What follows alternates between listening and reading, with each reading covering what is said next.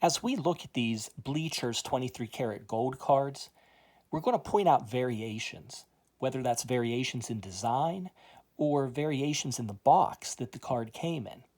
That's why this video exists. We're looking at a different box that this Pippen Rodman card might arrive in.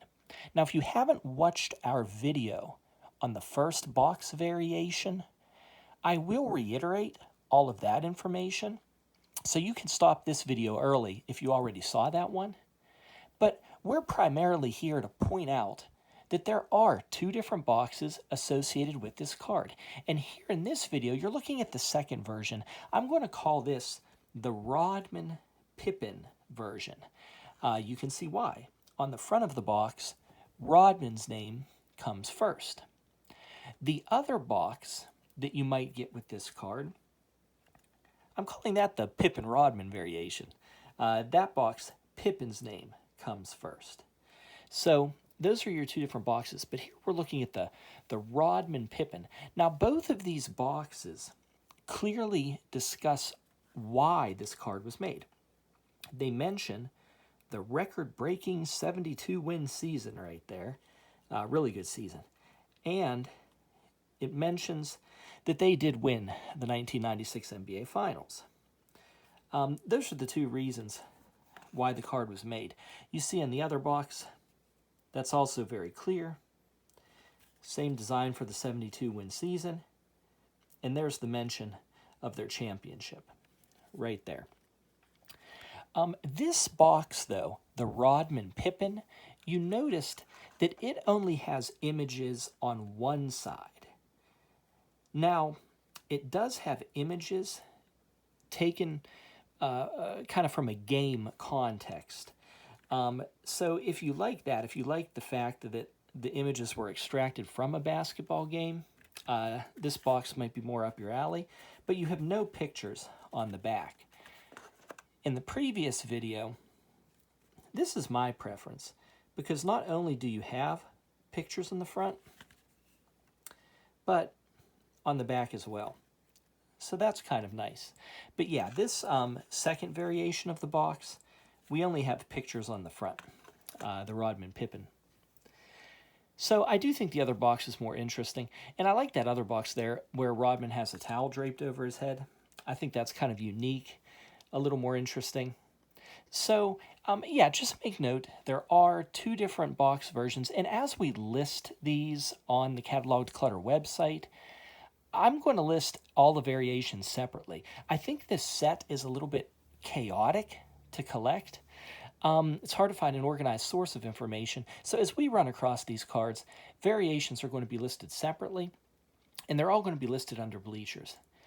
Now, if you didn't see the other video, I'll continue the discussion. These Bleachers 23 karat gold cards, they're two thin sheets of gold attached to a cardboard insert. And, you know, they're not really sought after. The value's kind of limited. And I think this is for a variety of reasons. One of them being it's hard to find an organized source of information about these cards if you set out to collect them. The cards were produced by Bleachers, but different companies would give license for the production of the cards. So there's some confusion there. You know, is this a card from the Classic Company, or is it a Fleer card? Is it just a Bleachers card? Then they were produced over a span of years, starting in 1994, but they were produced at opportune times. Instead of saying, okay, this year, here's the set, go out and collect them. No, they would be produced with events, like, hey, the Bulls won 72 games, new record. Well, off to the presses. Yeah, let's print some more cards. And then also, the variations in boxed and card design at times. That makes it confusing too. In fact, it's very possible to see two different boxes like this and, you know, maybe click that buy button a little bit too quick. Next thing you know, you have two of the same card. You didn't realize that it was just a variation in box design. That could be disappointing too. Another thing, the gold in these 23 karat gold cards, the gold's kind of irrelevant, unfortunately. It's not a lot of gold. This is the certificate of authenticity that would come with these cards, and it says it contains over 17 square inches of pure gold. Well, if you know your geometry, square inches, that's only 2 dimensions. It never tells you how deep those square inches are. The gold's very, very thin. Very thin.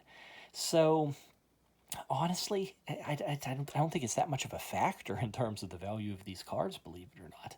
But I do think these are fun. I think these are fun cards for a collection. They're always reasonably priced. So if it's a player you particularly like, it's a very unique addition. So I hope, yeah, as we look at them, I want to simplify and clarify things about this set. On catalogedclutter.com, as long as the card was produced by Bleachers, I'm going to group it under Bleachers. You'll see that both of these box variations are already there. It doesn't matter what company licenses the card. If it came from Bleachers, it's going to be there. I'm going to alphabetize them no matter what the year of production is, because this is kind of an ongoing set, and I think that's going to make for a more clear presentation, just to have the players alphabetized, as opposed to trying to identify, well, that was 1995, 96, 97. We're going to do it that way. And we are, as I said, going to list the variations separately, whether it's just these different boxes. You'll see they're going to be listed as separate cards. Very clear, very clear. These are different things that exist.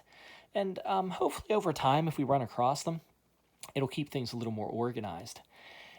If you are looking for the Bleachers 23 karat gold cards, know that a complete card, typically, not always, consists of the card in this acrylic holder that you see right here.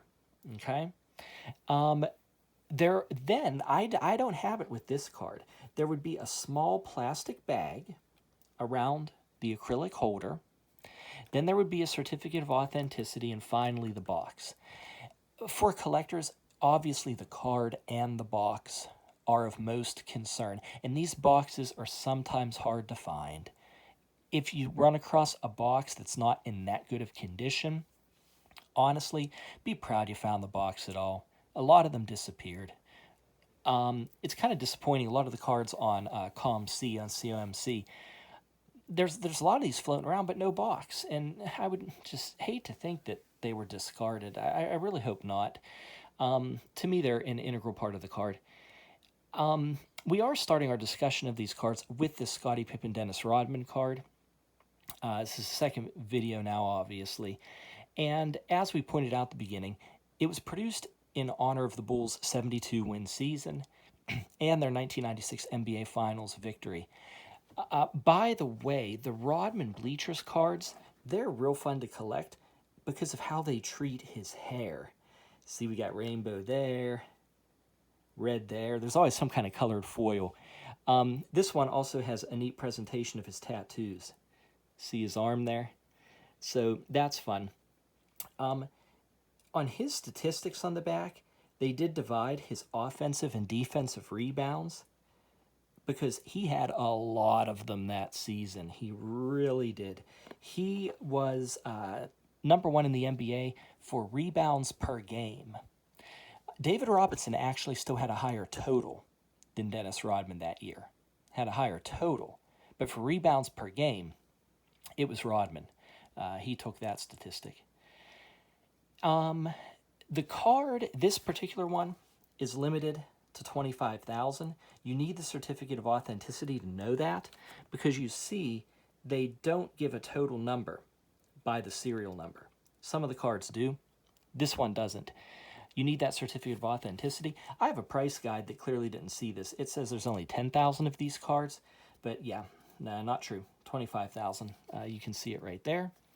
So, yeah, that's a look at the second box that this card might come in. There's your quick comparison of the two boxes. So just trying to stay organized, trying to keep things clear. Hope that was informative to you, that you know that variation exists. Really appreciate you watching. Bye-bye.